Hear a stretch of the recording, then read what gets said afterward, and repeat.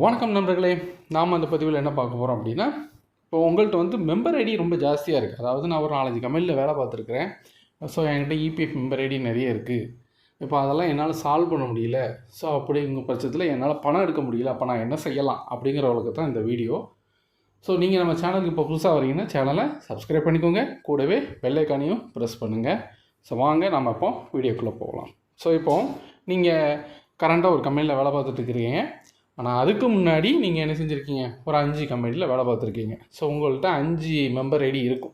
அந்த 5 மெம்பர் ஐடிலையும் உங்கள்கிட்ட அமௌண்ட் இருக்குது, சரிங்களா?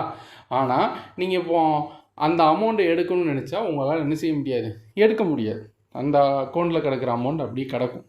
மேபி நீங்கள் அட்வான்ஸ் வேணால் போட்டு எடுக்க சான்சஸ் இருக்குது, மற்றபடி அந்த அமௌண்ட்டை ஃபுல்லாக எடுக்க முடியாது. ஸோ அப்போ அந்த அமௌண்ட்டை ஃபுல்லாக எடுக்கணும், அதில் உள்ள பென்ஷன் அமௌண்ட்டையும் நீங்கள் எதுவுமே பண்ண முடியாது. அப்போ அதெல்லாம் எடுக்கணும்னா என்ன வழி? இதுக்கு ஒரே வழி என்ன செய்யணும் அப்படின்னா, உங்களுடைய பழைய மெம்பர் ஐடியை ப்ரெசண்ட்டாக நீங்கள் வேலை பார்க்குற மெம்பர் ஐடியோட மெர்ஜ் பண்ணணும். ஸோ அந்த யூஎன் வெப்சைட்டுக்குள்ளே போய் பார்த்தீங்கன்னா ஆல் இன் ஒன் அப்படிங்கிற மாதிரி ஒரு ஆப்ஷன் இருக்கும். அந்த ஆன்லைன் கிளைம் அப்படிங்கிறதுல ஒரு 2வது ஆப்ஷனாக கொடுத்துருப்பாங்க.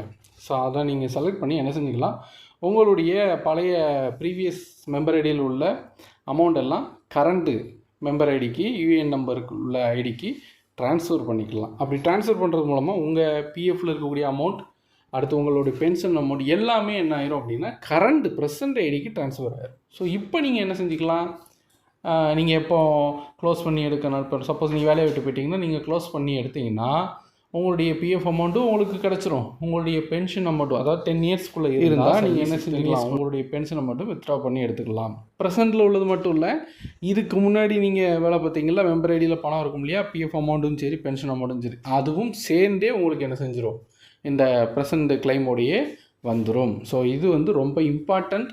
ஸோ உங்களுக்கு தெரிஞ்சவங்களுக்கும் இதை சொல்லுங்கள், இந்த வீடியோவை ஷேர் பண்ணுங்கள், அவங்களும் இதை பற்றி தெரிஞ்சுக்கிட்டும் லைக் பண்ணுங்கள். ஸோ மறுபடியும் நாம் இதை மாதிரி ஒரு வீடியோவில் சந்திப்போம்.